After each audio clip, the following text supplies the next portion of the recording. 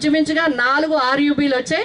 ఒక్కొక్కటి సుమారు 6 కోట్లు చొప్పున 24 కోట్లతో ఇవన్నీ కూడా మనం పూర్తి చేసుకున్నాం. అదేవిధంగా మనకి ప్రధానమైన సమస్య మన టౌన్లో ఉన్నది RUB. ఉప్పాడ గేటు దగ్గర RUB పెడాలి. RUB కూడా అసలు ఇందులోకి వచ్చేసి ఉండును, కానీ ఇద్దరు ROB road over bridge ROB కూడా ముఖ్యమంత్రి గారు కూడా ల్యాండ్ ఎక్విజిషన్ సంబంధించి 40 కోట్లని గ్రాంట్ చేయడం జరిగింది అని చెప్పి మీ అందరికీ తెలియజేస్తున్నాము. అదేవిధంగా బ్రిడ్జ్ కట్టడానికి గతంలో అయితే బ్రిడ్జ్ కేవలం రైల్వే పోర్షన్ దగ్గర మాత్రమే కేంద్ర ప్రభుత్వం ఇచ్చేవారు. అలా కాకుండా నిజంగా మీకు అందరికీ నేను చెప్తున్నాను, మీరు ఇచ్చిన బలంతో మనమే భారతదేశం మొత్తం మీద ఫైట్ చేసాం.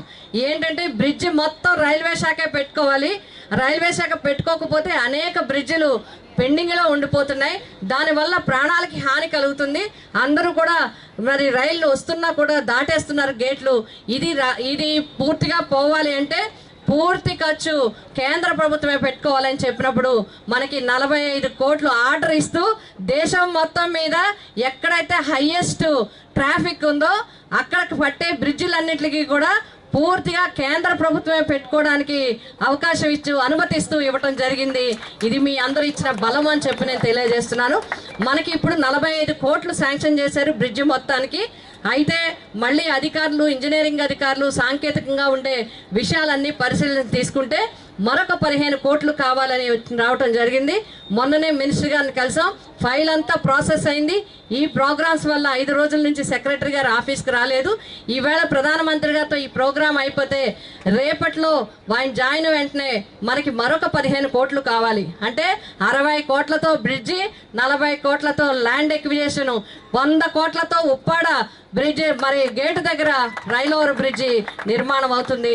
ముఖ్యమంత్రి జగన్మోహన్ రెడ్డి గారికి మన గౌరవనీయులు వెంటనే చెప్పిన వెంటనే ఇక్కడ పరిస్థితిని వివరించిన వెంటనే మొత్తం ఇంచుమించుగా ROBలు మన రాష్ట్రంలో సేతుబంధన్ పథకం కింద కేంద్ర ప్రభుత్వం ఇచ్చినవి 12, 14 ఉన్నాయి. 14 బ్రిడ్జిలు ఉన్నాయి. అందులో మనది కడప దగ్గర ఒక మన మిథున్ రెడ్డి గారిది ఈ రెండిటికి ల్యాండ్ ఎక్విజిషన్ ఇవ్వడం జరిగింది.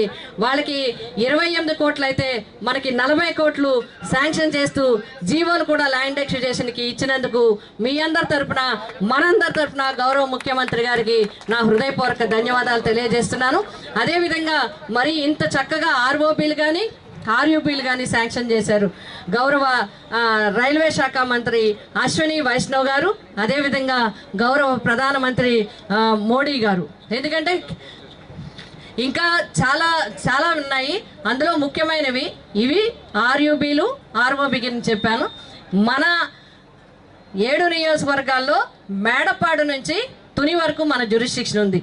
ఇందులో మరి అమృత భారత్లో కూడా మన రాష్ట్రానికి 72 వస్తే అందులో ఇంచుమించుగా మరి 11 ప్రారంభమయ్యేలాగా అనుమతులు వస్తే అందులో 3 మన కాకినాడ పార్లమెంట్కి వచ్చాయి. ఒకటి Kakinada railway station, 2 Samarlakota railway station, 3 Tuni railway station.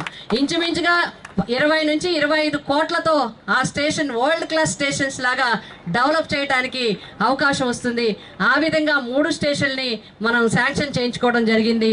మొదటి విడతగా ఈరోజు సామర్లకోట స్టేషన్ని చేయడం జరుగుతుంది.